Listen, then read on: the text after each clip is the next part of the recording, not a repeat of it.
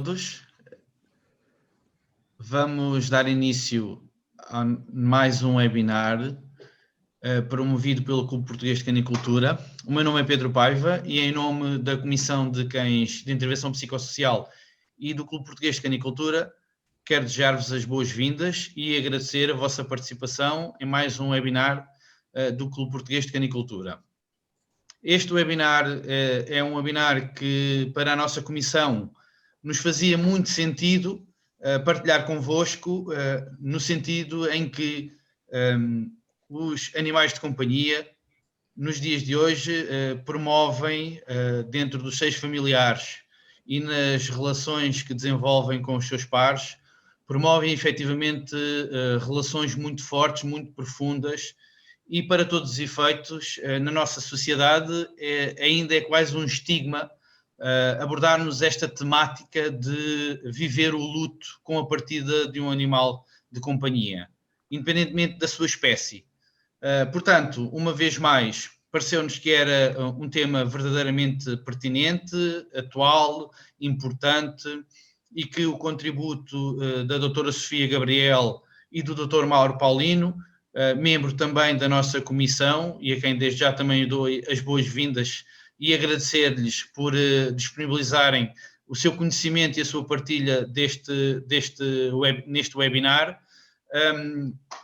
Pareceu-nos que era realmente um webinar que justificava ser abraçado pelo Clube Português de Canicultura. Portanto, não me alongando uma vez mais, não me alongando muito mais, passarei então a palavra ao Dr. Mauro Paulino, que fará a moderação do webinar e desejando a todos um excelente webinar. Até já. Pedro, muito obrigado pelas palavras e pela oportunidade até de teres trazido até ao Clube Português de Canicultura, à Comissão, esta ideia de que de imediato abraçámos, e à doutora Sofia também desde já o agradecimento por ter dito que sim, que poderíamos contar com o seu contributo para este webinário que se destina ao tema do luto, quando se perde o nosso amigo de quatro patas, o animal de companhia.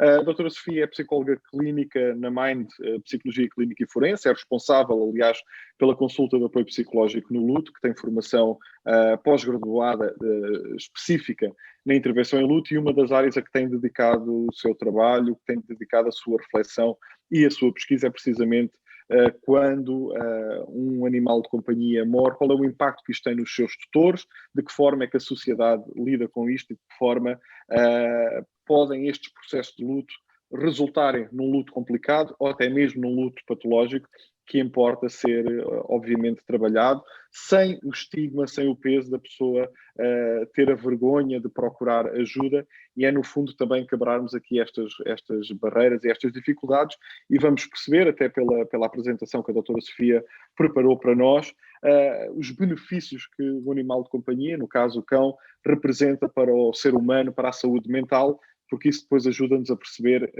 porque é que depois a partida destes animais, destes amigos de quatro patas, é tão dolorosa neste lidar destas situações. Este webinário resulta aqui de um trabalho, de uma iniciativa da Comissão de Cães de Intervenção Psicossocial, e em nome de toda a Comissão agradecer a aceitação, a partilha, os comentários que fomos vendo nas redes sociais relativamente a esta iniciativa, e por isso agradecer a cada um de vós que está desse lado por ter privilegiado nesta hora, neste dia, estar connosco.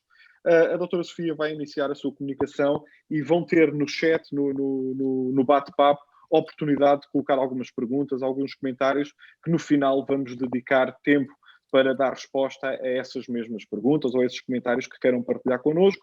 Por isso, sintam-se à vontade, porque no fim temos um tempo dedicado a essa interação e a dar resposta àquilo que forem partilhando connosco, está bem?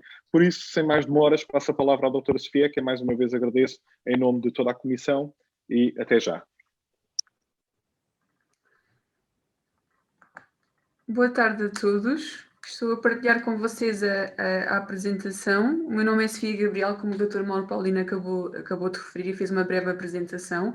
Eu sou psicóloga clínica na Mind, onde nós dispomos de uma consulta especializada no apoio psicológico no luto e inclusivamente na perda de um animal de companhia, uma perda que temos vindo a estudar, a pesquisar e a investir grande parte do nosso tempo e estudo, e que a pouco e pouco e com recurso a exemplos como este webinar temos vindo então a tentar desmistificar e desconstruir o estigma social associado a esta perda, de forma a chegar ao máximo de pessoas possíveis que necessitem de ajuda neste processo de luto que pode ser tão doloroso e por vezes até traumático.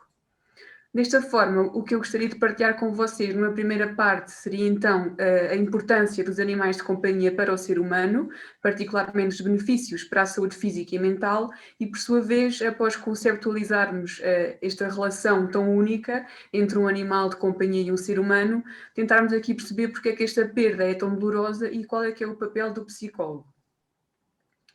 Então, face à pergunta porque é que os animais de companhia são importantes para os seres humanos, temos aqui 3 respostas principais que fazem com que esta relação seja tão única e seja impossível quase replicar estas características na relação com outros seres humanos. Em primeiro lugar, temos a aceitação incondicional, totalmente ausente de críticas ou julgamentos, que é muito difícil conseguirmos alcançar este tipo de aceitação na relação com outros seres humanos.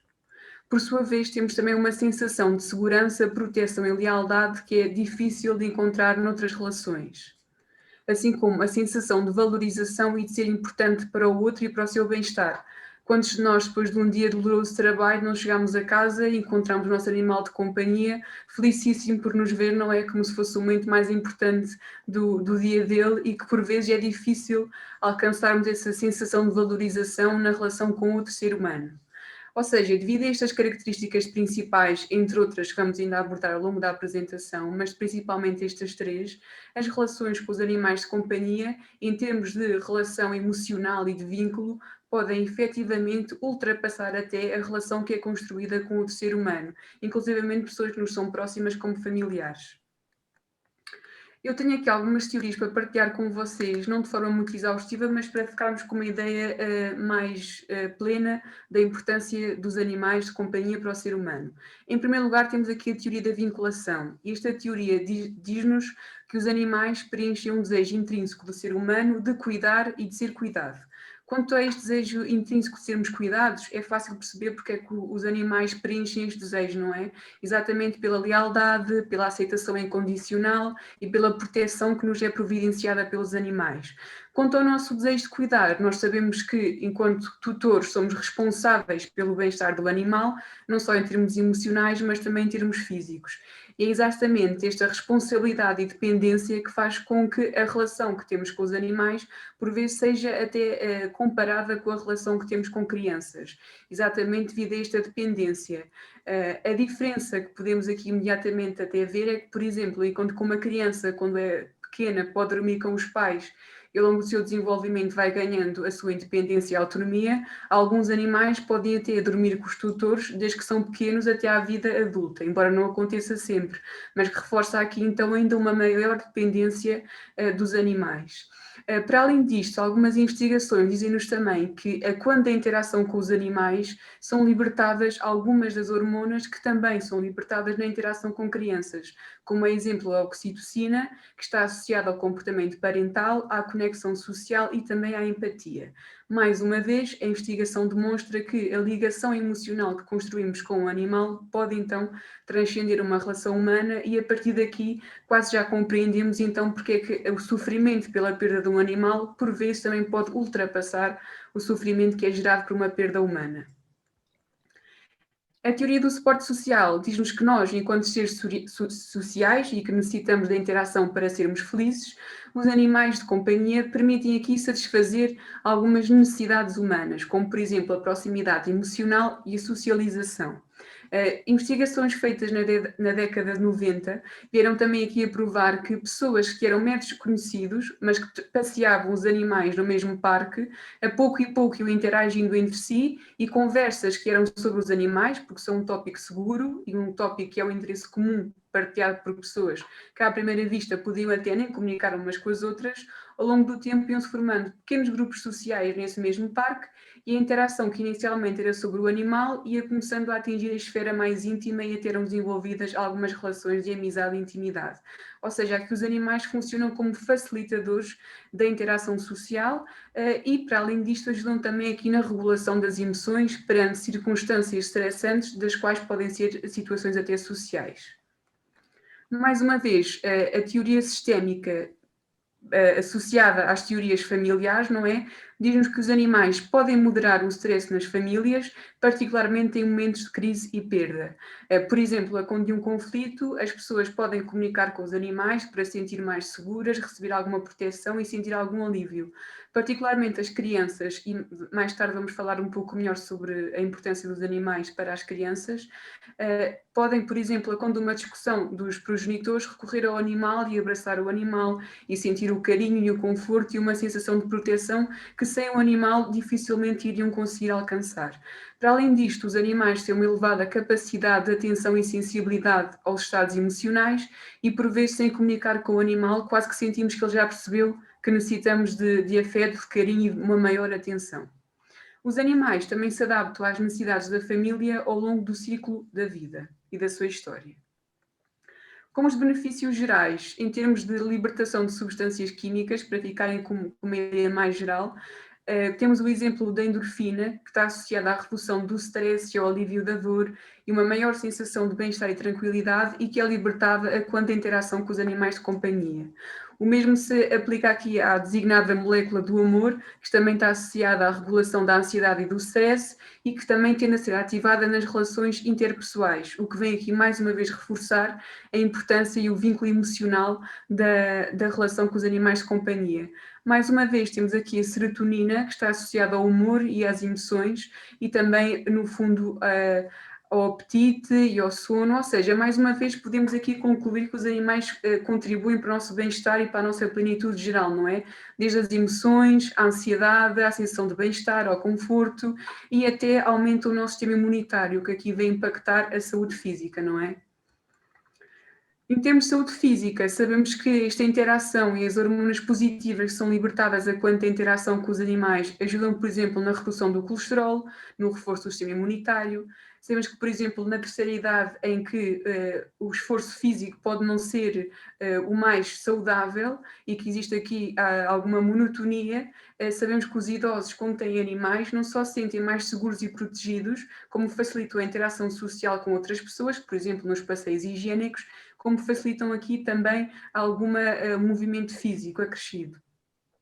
São também ótimos companheiros em situações de doença, particularmente em situações de doença crónica, reduzem a dependência da medicação em alguns casos, reduzem os sentimentos de solidão e o risco de depressão e ansiedade, não é? Devido ao suporte social e à maior satisfação com a vida que os animais providenciam através da estimulação e a facilitação das interações sociais, e no fundo vem aqui facilitar o bem-estar e o equilíbrio na vida de inúmeras famílias. Desta forma, eu tenho aqui só duas sugestões de leitura para vocês, antes de avançar para a perda no animal de companhia, associada aqui aos benefícios, como acabámos de referir, e mais tarde acerca da importância que os animais tiveram durante a pandemia e continuam a ter. Então, tendo em consideração tudo o que nós referimos acerca dos benefícios para a saúde mental dos animais de companhia e do facto desta ligação emocional construída com o animal poder transcender uma relação humana, então o sofrimento psicológico e social associado a esta perda pode ser semelhante ou também transcender a perda de uma pessoa significativa. É importante reforçar que o processo de luto é um processo altamente individualizado, apesar de ter aqui algumas fases e sintomas comuns. Inicialmente, em termos de sintomas, temos a fase do choque, em que a pessoa se encontra quase que apática em relação a tudo o que está a acontecer, porque ainda não houve um choque com a realidade da perda. À medida que o processo de luto vai avançando e existe aqui um contacto com a irreversibilidade da perda, então aqui este choque inicial e descrença é substituído por sentimentos como, por exemplo, a tristeza, o vazio, sentimentos de culpa, alterações no sono, sendo que a culpa está particularmente presente em processos de luto em que se encontra presente a eutanásia, como vamos falar mais tarde. Mais uma vez, o processo de luto, ainda que tenha estas fases comuns, é altamente individualizado, e enquanto existem algumas pessoas que conseguem gerir relativamente os sintomas que estão a sentir e recorrer à rede de suporte social ou recorrer à ajuda psicológica de forma precoce, existe ainda assim um número diminuto de casos em que os sintomas podem aqui atingir dimensões clínicas e desenvolver processos de luto complicados associados a sintomas de depressão, ansiedade e até stress pós-traumático. Existem aqui alguns fatores de risco para existir patologia no processo de luto pela perda do animal de companhia. Em primeiro lugar, temos aqui a relação de vinculação com o animal. Naturalmente, com uma maior intimidade e um maior vínculo emocional, está associado a níveis mais elevados de desespero, de raiva, de perda de controle e de pensamentos frequentes, automáticos e negativos acerca da perda. As circunstâncias da morte são um fator também muito importante. Sabemos que uma morte inesperada, como é exemplo um atropelamento ou um desaparecimento, em que por vezes nem sequer existe o corpo do animal para existir este contacto com a irreversibilidade da perda e haver aqui uma ativação do processo de luto, está associado a sentimentos de raiva e de revolta. Por exemplo, uma frase muito típica que por vezes surge é quando um atropelamento é: não protegi o meu animal e aquele monstro atropelou. Ou seja, que é aqui representativa do sofrimento e da raiva que é vivenciada pelas pessoas. As mortes inesperadas, na maioria das vezes, tendem a ser violentas, como por exemplo uma agressão entre dois animais ou um atropelamento, como foi referido, e existem muitos processos de luto que se encontram associados até a stress pós-traumático. Porém, em lutos ditos antecipados, por exemplo, no contexto de doenças crónicas, em que ainda que o animal ainda esteja vivo, por vezes encontra-se em sofrimento, ainda não existiu a perda real do animal, mas a pessoa, em luto, já se encontra aqui a vivenciar algumas perdas ditas simbólicas, como exemplo a perda da estabilidade, a perda da autonomia do animal, a perda dos momentos que eram partilhados e da rotina e que agora, devido à doença do animal e quase que aqui à ameaça progressiva da morte, já não é possível e a pessoa já se encontra automaticamente em luto.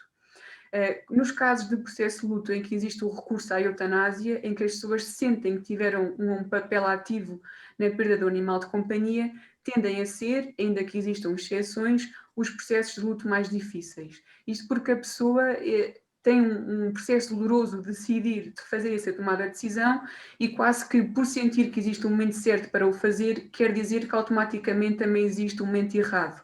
Isto gera inúmeras dúvidas, sofrimento e ansiedade. Para além de que é uma decisão que tem de ser tomada em família, pelos tutores dos animais e que por vezes pode levar a alguns conflitos no seio familiar. O suporte social é outro fator de risco para a patologia, como por exemplo a pessoa em luto viver sozinha e de alguma forma ter uma rede de suporte social também reduzida ou uma insatisfação nas relações que a impeça de pedir ajuda às pessoas mais próximas e ter aqui no fundo algum colo emocional e algum suporte das pessoas que a rodeiam. Naturalmente que num processo de luto que é estigmatizado pela sociedade, a pessoa também tem algum medo em pedir ajuda, com medo, por exemplo, de ser ridicularizada ainda que por pessoas mais próximas, o que leva também a que a pessoa tenha uma tendência a reprimir as suas emoções e funciona aqui quase como uma bomba relógio, ou seja, está a reprimir o sofrimento para si própria, não recorre à rede de amigos e encontra-se aqui a viver um luto muito difícil. A história de vida e experiências. Sabemos que pessoas com uma história de vida com eventos traumáticos estão ainda com um risco acrescido de patologia no luto. Temos, por exemplo, as investigações de pessoas que sofreram abusos durante a infância e que, quando chegam à vida adulta, perdem o animal de companhia que sempre as acompanhou ao longo de toda a sua história. Quando eram crianças e sofriam os abusos, estas vítimas sentiam que os animais eram o único elemento da sua vida que sentiam proteção, segurança e bem-estar. E mais tarde, na sua vida adulta, dado o estigma que prevalece continuarem a ser vítimas, era então com os animais que conseguiam sentir que pertenciam a uma família, que eram aceitos incondicionalmente e que pertenciam também à comunidade. Ou seja, no fundo, perdem quase que um pouco da sua identidade quando perdem os animais de companhia. Naturalmente, quando ocorrem outras perdas ou eventos estressantes durante o processo de luto, também surge aqui uma maior dificuldade na integração da perda na identidade. E falando até aqui em histórias de abuso, uma das investigações que que têm vindo a ser feitas e que representa o quão importante os animais são para o ser humano é que, por exemplo, vítimas de violência doméstica recusam-se a afastar da casa onde está o agressor e a integrar uma casa de abrigo quando são impedidas de levar os animais de companhia. Inclusivamente, durante todo o processo de vitimização, os agressores usam os animais para fazer chantagem psicológica com as vítimas, não é? E ameaçar que, por exemplo, agridem os animais para obterem o que eles querem. Que, mais uma vez, é representativo do quão importante o animal pode ser, principalmente para pessoas em situações de fragilidade e para todos nós, seres humanos, pelos motivos que temos vindo a referir. Mais uma vez, o género. As investigações dizem-nos que as mulheres tendem a apresentar níveis mais elevados de patologia e sintomas de luto. Não obstante, para além das mulheres tenderem a ser as principais responsáveis e tutoras dos animais, sabemos que também, devido aos estereótipos de género e da nossa sociedade, é mais fácil para as mulheres expressarem as suas emoções do que para os homens que tendem a ter processos de luta um pouco mais inibidos e mais associados à postura de proteger o seio familiar e não demonstrar as fragilidades. A perda do animal de companhia também sofre aqui algumas diferenças e tem um impacto emocional distinto em função da fase da vida em que isto acontece. E começando pela infância, não raras vezes a perda do animal de companhia pode ser o primeiro contacto de nós seres humanos com a morte. E apesar do impacto emocional negativo desta experiência, é um momento de aprendizagem muito importante e fundamental para todo o nosso ciclo de vida. Isto porquê? Porque esta primeira perda e contacto com a morte, em que na maioria das vezes é quando a criança coloca as primeiras questões aos seus cuidadores acerca do que é isto da morte, o que aconteceu com o animal, esta primeira experiência vai servir como um modelo de referência para a gestão de perdas futuras. Daí a importância de ser uma experiência de aprendizagem positiva, ainda com todas as emoções negativas associadas. É importante que a criança compreenda este conceito de morte, que saiba que pode recorrer aos pais, que saiba que pode expressar as suas emoções, e que fique uma experiência positiva para que no futuro não seja uma experiência traumática para a criança que inevitavelmente na sua vida e no seu desenvolvimento vai ter que gerir inúmeras outras perdas. Na vida adulta, o principal impacto da perda do animal de companhia remete aqui para as dinâmicas familiares, que são as referidas perdas secundárias. A perda primária do animal vai levar aqui a inúmeras outras perdas, que vai acentuar o sofrimento de cada um dos membros da família e da família como um todo, da sua coesão. Vamos perder as rotinas de família, os momentos de interação, os momentos de entretenimento e, por vezes, no seio familiar, ainda que as pessoas possam ter um funcionamento semelhante, todos nós temos formas diferentes de lidar com uma perda. Enquanto para uma pessoa pode ser importante estar em silêncio e refletir sobre o que aconteceu, para outra pessoa pode ser importante falar sobre o animal de companhia, partilhar momentos e histórias. Claro que isto não quer dizer que esta pessoa que quer muito falar sobre o animal esteja em negação, numa primeira análise sobre a perda, tal como não quer dizer que a pessoa que está em silêncio esteja a desvalorizar ou esteja apática e não esteja a sofrer. Portanto, numa perda no seio familiar do animal de companhia, é muito importante que exista comunicação, até para existir uma experiência de ajuda mútua e reciprocidade na família. E é muito importante comunicarmos enquanto família quais é que são as nossas estratégias e porque é que as estamos a usar. Ou seja, por exemplo, neste exemplo em que um familiar quer muito falar sobre uma perda e outro não, pode ser importante partilhar que ambos estão em sofrimento, mas com estratégias diferentes para evitar os conflitos. Na terceira idade, na maioria das vezes, ter um animal de companhia combate aqui a ausência de algumas relações sociais e também combate a solidão, não é? Até porque é uma fase da vida em que o ser humano lida com inúmeras perdas da autonomia, da liberdade, da segurança, em que para os idosos ter um animal também vem aqui reforçar o papel de cuidador, ou seja, quase que provar a si próprio e aos outros que ainda é capaz de cuidar e sabemos que, por exemplo, para um idoso que já foi pai, mãe ou avô, o papel de cuidador é muito importante para a identidade e traz aqui uma sensação de capacidade e utilidade que é muito importante para o bem-estar emocional. Mais uma vez, o animal funciona aqui também como uma motivação para investir na saúde física, não é? Devido a estes passeios higiênicos e também mental, não é? Devido à sensação de proteção, segurança, de ainda ser capaz de ser cuidador. E mais uma vez, porque promove aqui a interação social. Este luto é definido pela maioria das investigações como um luto privado de direitos, que é um luto que tem vindo a ser definido como decorrente de perdas que não são reconhecidas, lamentadas ou apoiadas pela sociedade. Muitos de nós já ouvimos frases como era apenas um cão, antes o teu cão do que uma pessoa da tua família, podes sempre adotar novamente, que são frases que vêm aqui reforçar o estigma social, que são super frustrantes para as pessoas em sofrimento que as ouvem e que vêm aqui quase que fazer um ciclo vicioso, não é? Em que por um lado temos o estigma social, que faz com que exista sempre um reduzido suporte social para as pessoas em luto, que, devido a este estigma, se isolam e vêm aqui ainda mais fomentar as crenças disfuncionais da sociedade acerca desta perda, que pode ser vista como duplamente solitária, não é? Porque o suporte emocional que é dado pelo animal e que foi perdido não é todo substituído pelo suporte das pessoas que estão à nossa volta. Mais uma vez, devido a este ser um luto privado de direitos, existe uma grande tendência para que, mais uma vez, as pessoas reprimam as suas emoções, não estejam em contacto com a dor, e isto é totalmente prejudicial ao processo de luto, não é? Porque não existe um processamento das emoções, uma organização dos pensamentos, uma partilha que permite aqui organizar a perda e integrá-la na identidade. Mais uma vez, o estigma social vem aqui facilitar que exista sintomas de depressão e de ansiedade, pensamentos obsessivos acerca da perda porque não são partilhados, em alguns casos existe até ideação suicida.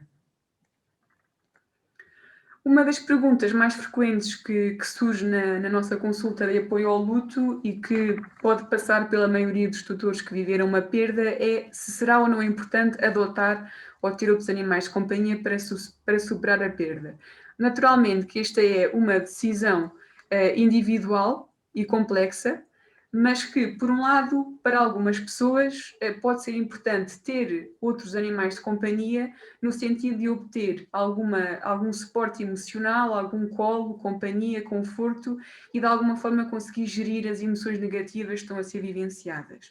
No entanto, quando uma adoção é fundamental tentar perceber porque é que estamos a ponderar esta adoção. Será que já temos disponibilidade emocional para amar outro animal? Isto porque acontece muito em clínica, encontramos pessoas que não ponderaram o suficiente esta tomada de decisão e que o sofrimento levou a que fossem em parte impulsivas. E as expectativas que tinham para esta nova adoção era que de alguma forma este novo animal viesse preencher o vazio deixado pela perda. Claro que se tivermos disponibilidade para amar outro animal, ele pode efetivamente ajudar-nos a superar a perda e com o seu carinho tentar aqui de alguma forma ajudar a preencher o vazio, ainda que nenhum animal de companhia seja substituível, não é? Cada animal é único. No entanto, pode acontecer em alguns casos uma decisão mais impulsiva, em que existe aqui algumas expectativas de que este animal venha a comportar-se de forma semelhante ao animal perdido, que de alguma forma sejam semelhantes e vai ser gerado outro processo de luto, de expectativas que não foram cumpridas e que aumentar o sofrimento. O que as investigações nos dizem, em grande resumo, é que efetivamente a aceitação da perda integra a capacidade de arriscar alcançar alguma proximidade emocional com outro animal. Não obstante, é muito importante que exista aqui uma avaliação se já estamos disponíveis ou não para uma nova adoção e quais são os custos e benefícios da mesma, que é uma das principais questões que discutimos em consulta após uma perda. Mais uma sugestão de leitura, também na plataforma da SAP. E qual é que é o papel do psicólogo associado a todo este processo de luto? Então, em primeiro lugar, educar acerca do processo de luto para uma maior sensação de controlo. Isto porque, dado o estigma e o reduzido suporte social, por vezes as pessoas quase se sentem um pouco alienadas com aquilo que estão a vivenciar e o facto de terem mais conhecimento sobre si próprias e sobre o seu luto vem dar aqui uma maior sensação de controlo. Por sua vez, permite também normalizar os sintomas e as fases do luto em que a pessoa está envolvida. É também mais fácil identificar rituais do luto. Os rituais do luto são muito importantes porque antes tínhamos uma relação que envolvia o toque e o contacto com o animal. Quando perdemos um animal, é muito importante que essa relação anteriormente física seja transformada numa relação que é meramente emocional, simbólica e interna. Podemos fazer isto com recursos a rituais do luto que nos permitem manter emocionalmente ligados com o animal, como por exemplo plantar uma árvore no jardim, onde o animal brincava, ou no jardim preferido do animal, fazer um livro de memórias com fotografias, com histórias, fazer um vídeo. Existem também pessoas a quem faz sentido recorrer às redes sociais, por exemplo, com a partilha de fotos, sentem que estão a homenagear o animal e que estão a permitir com que este não seja esquecido, e através de comentários e do diálogo com as pessoas, sentem também aqui algum suporte social. Identificar estratégias de autorregulação das emoções, como, por exemplo, técnicas de relaxamento, tentar desconstruir os pensamentos negativos e a culpa que se encontra tantas vezes associada nos processos de luto, que é originada pelo sofrimento e que a pessoa a vivenciar tanta dor não consegue discernir que é uma culpa irracional, não é? Que vem aqui fomentar o mal-estar. Ajudar a atribuir um significado à perda e a procurar fontes de suporte social e, mais uma vez, promover o autocuidado da pessoa em luto, que se torna imprescindível numa fase de tamanha fragilidade.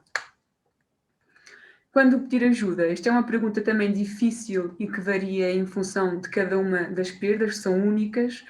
No entanto, quando nós sentimos que o sofrimento está a afetar o nosso bem-estar, o nosso cotidiano, conseguimos, por exemplo, concentrar-nos numa tarefa que anteriormente era fácil, ou em obter bem-estar e prazer em tarefas que antes conseguíamos alcançar, torna-se imperativo pedir ajuda. Mais uma vez, como é referido por estes autores, o papel dos psicólogos vai para além do acompanhamento individual, não é? Sendo também importantes medidas de psicoeducação que permitam então combater o estigma na sociedade e facilitar os pedidos de intervenção especializada, que no fundo é quase que o objetivo deste webinar, não é? Estamos aqui a tentar desconstruir o estigma associado a esta perda e conseguirmos então facilitar os pedidos de ajuda associados. Deixamos aqui uma frase quase como reflexão final que já discutimos várias vezes em diálogo com o Dr. Mauro e que sentimos que é representativa, que a compaixão pelos animais está intimamente ligada à bondade de caráter e quem é cruel com os animais não pode ser um bom homem. Deixamos também aqui para a vossa reflexão. Deixo também o contacto da Mind. Pode ser importante no contexto da consulta especializada de apoio ao luto da perda de um animal de companhia ou para qualquer dúvida ou informação que pretendam. Também tenho aqui o meu e-mail. Muito obrigado pela brilhante apresentação, Sofia. Obrigado pela partilha dos exemplos que ajudam a ilustrar todas estas situações e dramas que eventualmente vários dos participantes já sofreram por terem perdido um animal de companhia, seja um cão, seja um gato ou outro. Reforçar novamente e dizer às pessoas que podem colocar perguntas através do bate-papo, está bem? Podem estabelecer essa interação connosco para partilharmos aqui algumas informações, esclarecer eventuais informações que sejam necessárias e até mesmo para colocar alguma pergunta que tenham achado que gostariam de ver mais aprofundadas, está bem? Este é um momento também para isso, de fazermos com que este tema do luto na sequência da morte dos animais deixe de ser um luto privado de direitos, como ouvimos na apresentação, não é? Tem que haver aqui um trabalho, e a Comissão está também sensibilizada nesse sentido, é de levar as pessoas a ganhar consciência do impacto emocional desta perda, para que depois possa ser um luto que seja reconhecido, que as pessoas percebam que quando perdem um animal que tem 10, 11, 12 anos, ou se calhar não é necessário esses anos todos, para no outro dia não se sentirem em condições de ir trabalhar ou estarem mais sensíveis no trabalho e perante uma pergunta emocionarem-se. Então, há aqui um conjunto de circunstâncias que são importantes de serem reconhecidas e esta é também a nossa preocupação e por isso a iniciativa deste webinário e daí deixar aqui o espaço para mais uma vez colocarem as perguntas que entenderem necessárias, está bem? Temos aqui já uma pergunta, Marta Correia. Eu gostaria de colocar uma pergunta sobre os cães com idosos. Então vamos aguardar que seja redigida a pergunta sobre cães que vivam com pessoas idosas ou que estejam ao cuidado de tutores mais idosos, até porque, como vimos na comunicação, a fase da vida, a individualidade do processo de luto é também muito dependente da faixa etária. Se trata de uma criança, se trata de um adulto ou se trata mesmo de uma pessoa idosa que, fruto dessas vivências e dessas particularidades, poderão vivenciar de uma outra forma. Entretanto, já chegou uma outra pergunta. Sofia, tendo em conta a sua experiência profissional, o acompanhamento psicológico que se faz a alguém que perdeu o seu animal de estimação é semelhante ao que se faz quando se perde um ente querido? Existem algumas semelhanças entre uma perda de um animal de companhia e uma perda humana. Não obstante o processo de luto pela perda de um animal de companhia seja um processo de luto muito mais inibido e privado de direitos, como referimos há pouco, ou seja, existe aqui não só alguma reticência em pedir ajuda, que inicialmente é desconstruída em sessão, mas sabemos que as fases do processo de luto são muito semelhantes. Por exemplo, os sentimentos de culpa estão igualmente presentes, não é? Porque são originados pelo sofrimento da perda, independentemente de qual é que é a origem da mesma. Portanto, o processo de luto da nossa experiência clínica entre um ser humano e em relação ao animal de companhia é muito semelhante em termos de fases, sintomas, pensamentos negativos, tarefas importantes para alcançar o bem-estar durante o processo de luto, rituais. Portanto, diria que sim, que é muito semelhante, ainda que as diferenças sejam originadas pela relação que é mantida com o animal de companhia e não pelo facto de ser um animal ou uma pessoa. Ou seja, as diferenças são originadas pela relação mantida com o outro e pelas próprias características individuais da pessoa que se encontra em luto e da sua história de vida. Uhum. Temos aqui uma outra pergunta que vem acompanhada por uma partilha, em que a Diana Pinho diz: passei por isso, estive uma semana na cama, não tinha fome nem vontade de fazer absolutamente nada. Tive muito apoio por parte dos familiares, aqui um aspecto já positivo, esta rede de suporte, que nem sempre existe. E aproveito para perguntar se o facto de recorrer à eutanásia pode fazer pesar mais a dor, o luto, aumenta o sentimento de culpa. Sim, as investigações e a prática clínica diz-nos que o facto de a pessoa ter um papel ativo tende a fomentar os sentimentos de culpa. Inclusivamente que algumas investigações, mesmo quando os tutores sentiam que tinha sido a decisão correta, ou seja, ainda que mentalmente e cognitivamente, aqui ignorando as emoções, as pessoas soubessem que era a decisão correta, que o animal estava a sofrer e que era a única que podiam recorrer, emocionalmente era muito difícil aceitar isto, porque a pessoa sempre tomou a decisão de terminar com a vida do animal, ainda que fosse o melhor para todos e principalmente para o animal, não é? Que estava em sofrimento e no contexto, por exemplo, de uma doença crónica.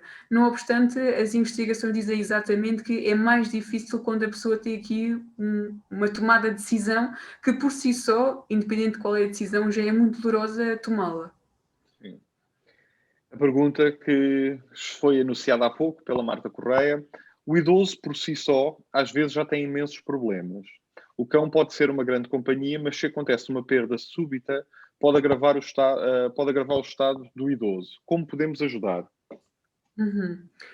Na maioria das vezes, o plano, entre aspas, seria já aqui antecipar, ter sempre o recurso à ajuda psicológica neste sentido, ou seja, na maioria das vezes, devido ao papel preponderante do animal na vida do idoso, as pessoas à volta, à rede de suporte social, como os filhos e os netos, já estarem atentos aqui à necessidade de ajuda a quando da perda. Também estava aqui a pensar agora, quando falei do plano, que outra dúvida que tende a surgir é devido, por exemplo, quando um idoso tem que ir para um lar ou quando fica aos cuidados de terceiros que não podem ficar com o animal de companhia, também é importante para o idoso ter a segurança de que o animal fica bem entregue e ter sempre aqui alguém já um plano disponibilizado sobre quem ficará com o animal de companhia.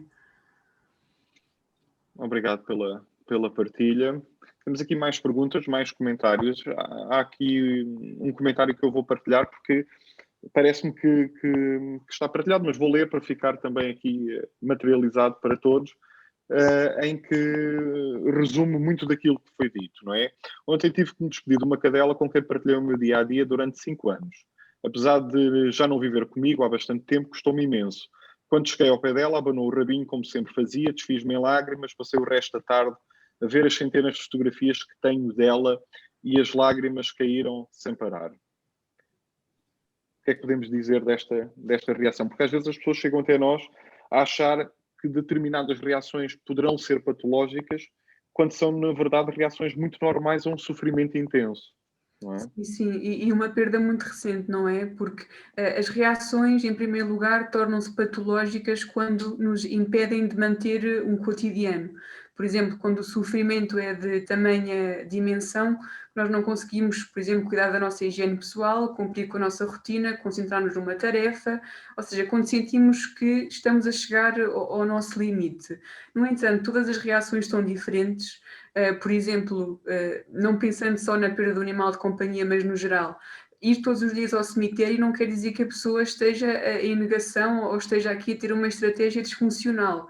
E seria disfuncional se a pessoa, por exemplo, faltasse ao trabalho para ir até ao cemitério, ou se por exemplo, não conseguisse cumprir com uma rotina, como referi há pouco. No entanto, essa reação, no fundo, está a expressar as suas emoções e está aqui em contacto com coisas que não só trouxeram sofrimento com a perda, mas também bem-estar, não é? Porque, por vezes, nós, enquanto seres humanos, quando amamos um animal de companhia, sabemos que, no fundo, existe este risco de sofrermos quando perdemos o animal.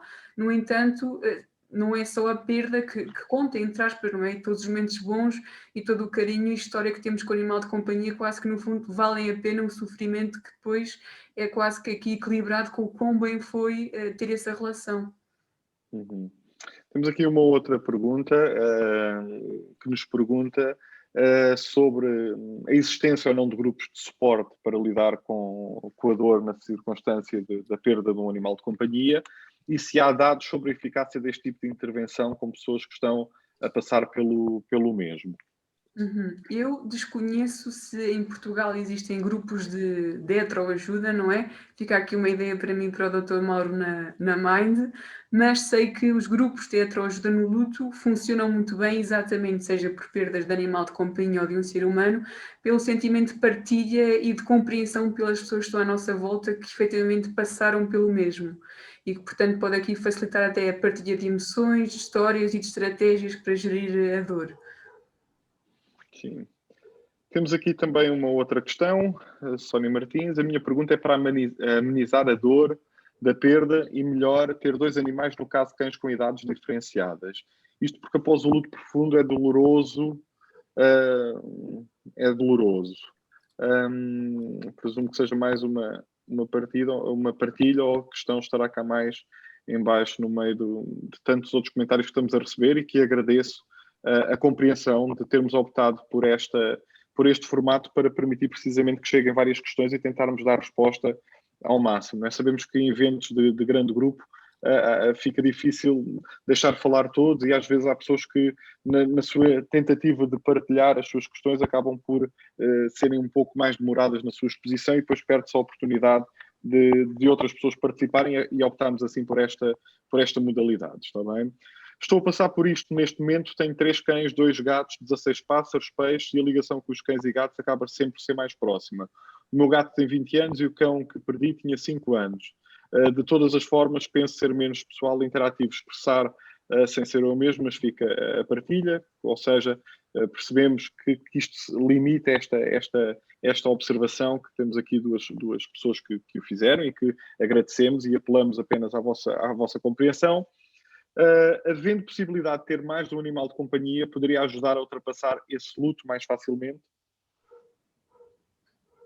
Desculpe, Mauro, pode repetir, desculpe, estava aqui a ler a pergunta dos links da SAP. Sim, eu depois no fim posso deixar os links, desculpem. Havendo possibilidades de ter mais de um animal de companhia, poderia ajudar a ultrapassar o luto mais facilmente, ter mais do que um animal? A prática clínica já tivemos experiências diferentes em 2 sentidos. Por vezes, ter outro animal de companhia ajuda aqui a ter algum conforto, bem-estar e afeto e a atenuar o sofrimento da perda. No entanto, existem situações de alguns tutores que estão em tamanho de sofrimento que, por vezes, desenvolvem alguns sentimentos de raiva e de alguma revolta e mal-estar em relação a outros animais. Principalmente quando, de alguma forma, o animal perdido tinha uma relação privilegiada com o tutor. Ainda que possa não existir um animal preferido, quando existe aqui uma relação um pouco privilegiada, podem surgir aqui sentimentos de algum mal-estar e de algum ressentimento com os outros animais. Ou seja, à luz de uma nova adoção, é necessário aqui refletir sobre o que é que são os sentimentos do processo de luto e até em sessão desconstruí-los e trabalhá-los para alcançar novamente o bem-estar. No entanto, a nossa experiência, estes sentimentos são transitórios. À luz da culpa, não é? Depois, com o tempo, a pessoa compreende que é irracional e é desconstruída, também este mal-estar em relação aos outros animais tende a ser atenuado. Temos aqui também outra partilha que é ilustrativo do sofrimento que passar por esta circunstância causa. Estou de baixa psiquiátrica há alguns meses e uma semana antes do Natal tive de decidir a eutanásia da minha cadela de 15 anos. Após a injeção estive 40 minutos dentro do gabinete, não conseguia sair, pois sabia que quando saísse seria para sempre. Tenho outro cão de 6 anos, mas não consigo ultrapassar a morte da outra cadela, não sei como ultrapassar esse sentimento. E, eventualmente, como é que a pessoa consegue distinguir, Sofia, que se calhar está na hora de pedir ajuda, ou seja, que já passou, entre aspas, tempo suficiente, que já se tentou fazer o possível para virar a página, mas que continua a ser muito doloroso. Qual é os sinais de alerta que a pessoa pode ter?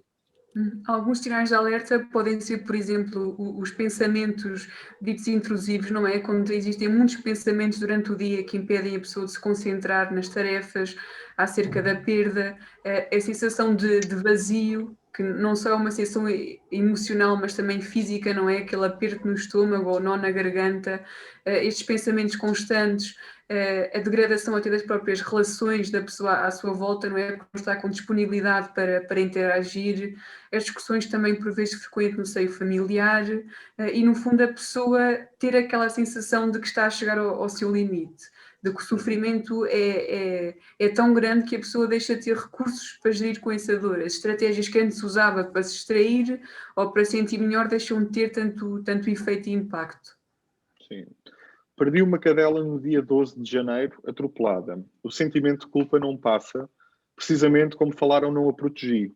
Alguma sugestão de como poderei gerir melhor esta questão? Uhum. Uma sugestão é, no fundo, refletir acerca de que a culpa, apesar de ser uma emoção que prevalece no processo de luto, tendo uma perda tão violenta como um atropelamento, é que, de facto, essa culpa é gerada pelo sofrimento e não pela realidade. Ou seja, no fundo, não teria como antecipar ou como proteger a sua cadela ou como amá-la mais. Foi um acidente, um atropelamento, e ainda que a dor agora esteja aqui a gerar esta culpa, é uma culpa que não corresponde à realidade, ainda que numa primeira fase de luto seja difícil esta compreensão. E que, mais uma vez, esta culpa é gerada pelo sofrimento e não pela situação. Temos aqui uma questão também de alguém que me parece ser profissional de saúde veterinária. Enquanto profissionais veterinários, que palavras podem reconfortar um tutor que acabou de eutanasiar o seu animal? Ou seja, de que forma é que nós psicólogos podemos ajudar os médicos veterinários a lidarem com os tutores que têm que optar pelo eutanasiar do animal? Uhum. Então, diria que numa primeira fase, estar presente durante o processo de tomada de decisão, não é? No fundo, providenciar aqui informação médica e objetiva, mas também já aqui dar alguma informação aos tutores, como por exemplo as reações comuns que podem vivenciar numa primeira fase, por exemplo, os sentimentos de culpa que são frequentes e que correspondem ao sofrimento e não à realidade. No fundo, diria quase que perfeito seria já aqui existir um trabalho entre psicólogos e os veterinários e já aqui o encaminhamento para as consultas em casos em que os veterinários avaliassem que poderiam ser de risco, não é? Como, por exemplo, estes casos da eutanásia, de atropelamento, perdas violentas e, no fundo, já dar aqui algum feedback e suporte às pessoas que se encontram em processo de luto e a iniciar este doloroso processo. Temos aqui uma pessoa que elogia a iniciativa, a palestra, a comunicação e o nosso obrigado pelas palavras positivas e de reconhecimento pela nossa iniciativa. O meu cão, Serra da Estrela, morreu com 15 anos em 2010 e o choque foi de tal forma que doeu mais que um familiar, porque estava sempre comigo e morreu-me no colo, tive uma depressão e ainda hoje sinto um vazio. Recentemente morreu outro animal, com 19 anos, também morreu no meu colo e apesar de ter feito tudo, fica sempre a sensação que podia ter feito mais. Esta sensação é comum. Sim, é uma sensação comum à luz, por exemplo, da culpa e da sensação de vazio, não é? Porque de facto nós gostaríamos de ter feito sempre mais, ter mais tempo com o animal de companhia e disse algo muito importante, não é? De que por vezes uma relação com o animal de companhia pode transcender a relação com o familiar, porque o que está em questão não é aqui a ligação biológica ou genética, mas efetivamente é a ligação emocional, o vínculo que estabelecemos com os animais de companhia. Sim. Temos aqui uma outra questão que é colocada a título hipotético, mas que é importante ser refletida.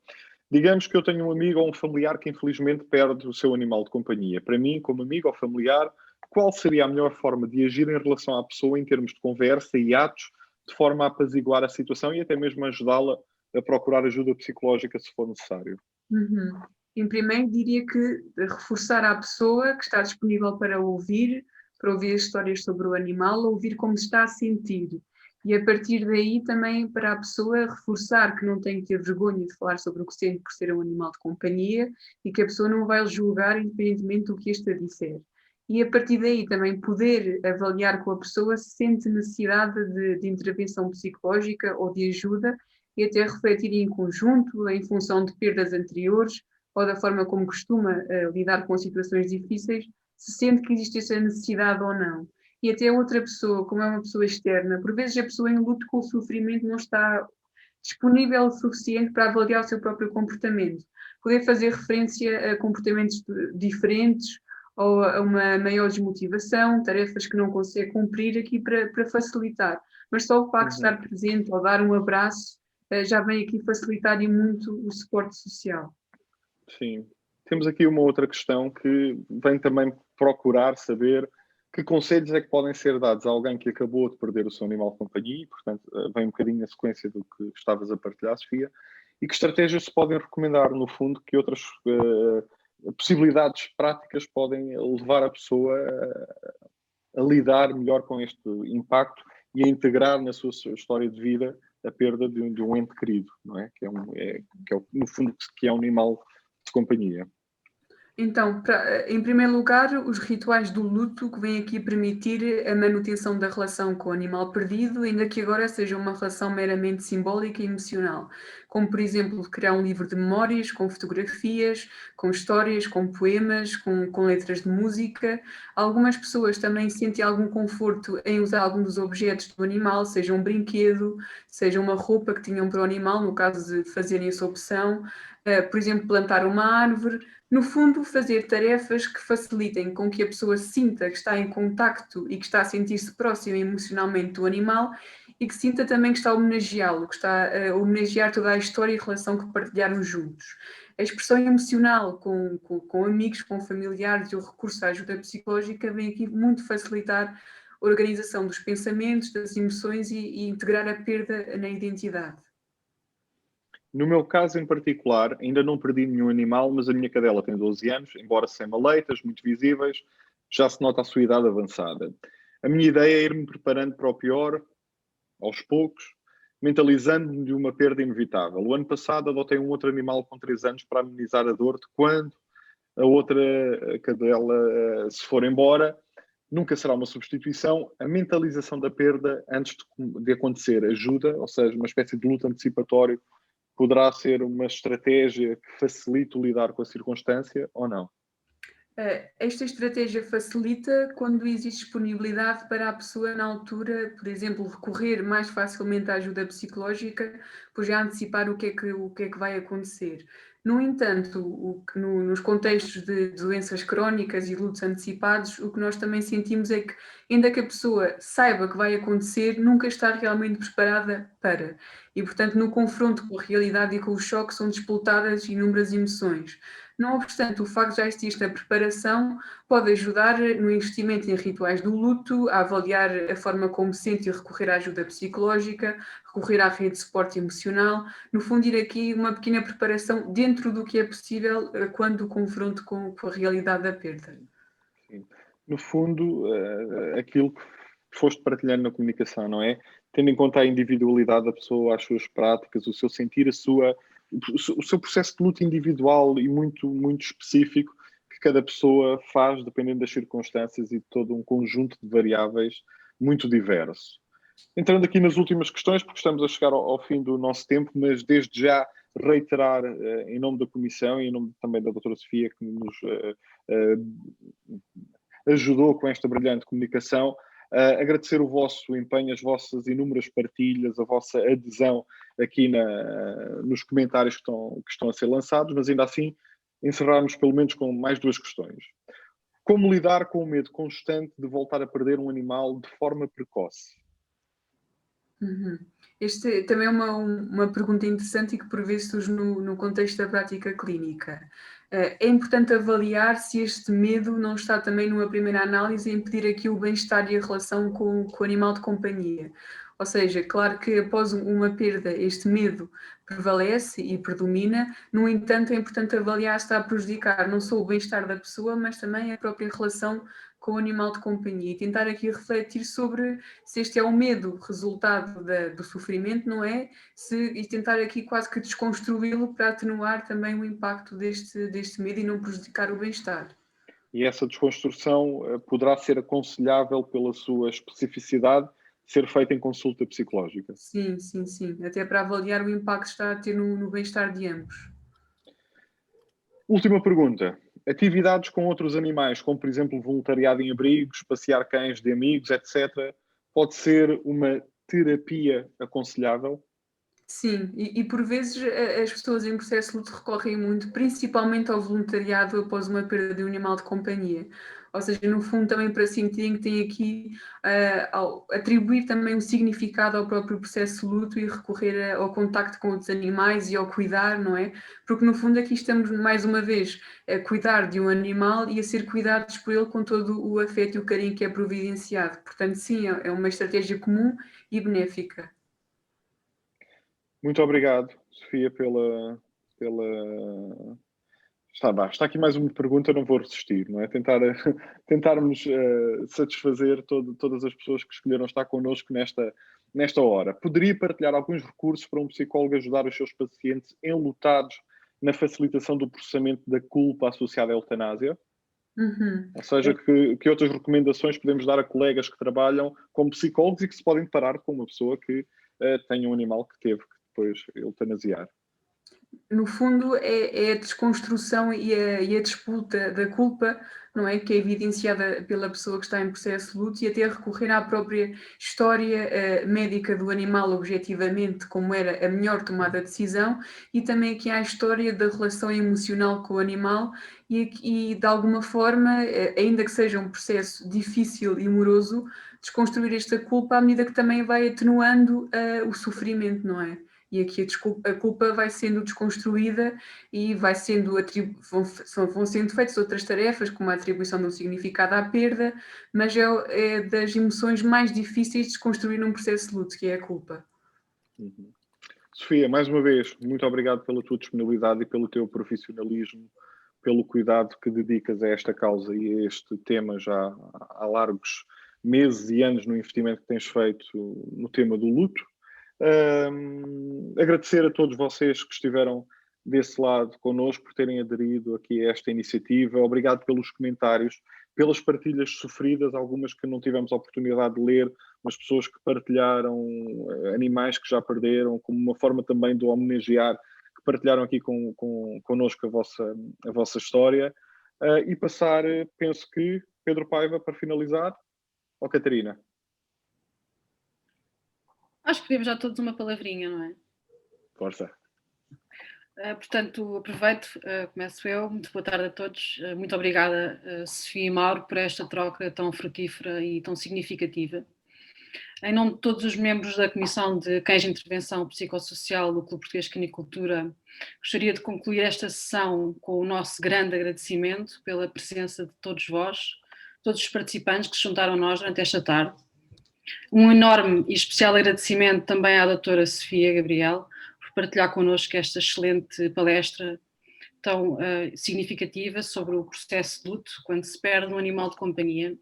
Sofia, foi um privilégio poder contar com o seu conhecimento e com a sua colaboração na abordagem deste tema, um tema muito sensível e válido para todos os que já perderam um animal de 4 patas, um amigo de 4 patas.